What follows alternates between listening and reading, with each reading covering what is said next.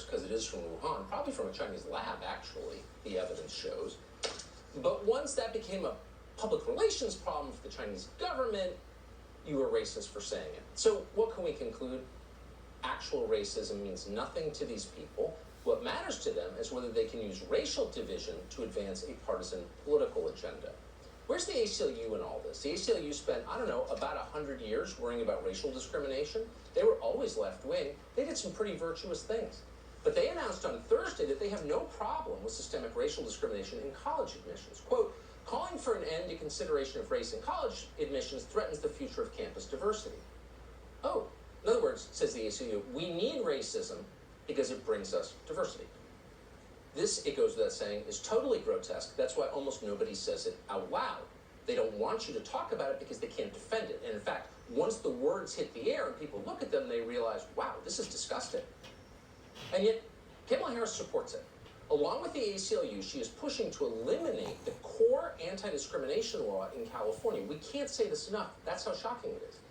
In the 1990s, Californians passed, by popular vote, Proposition 209.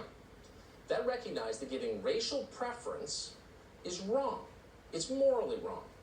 But Democrats have changed their view. Now they understand that discrimination is key to their goals. A caste system, a system in which Americans are rewarded or punished based on how they were born, allows them to take and maintain power.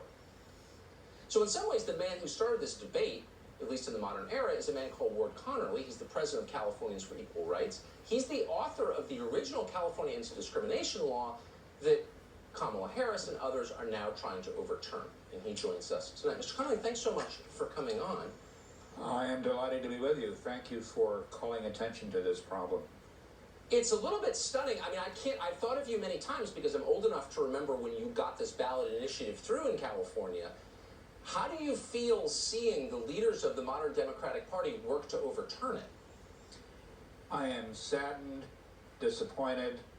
I long for the days of John F. Kennedy and Hubert Humphrey and all of those who were champions of civil rights.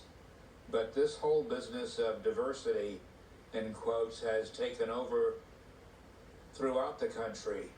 And in the name of affirmative action, we are doing discriminatory acts against people largely who are white and of Asian descent, primarily Americans who are Chinese in descent, but Americans. We're doing it and nobody seems to care.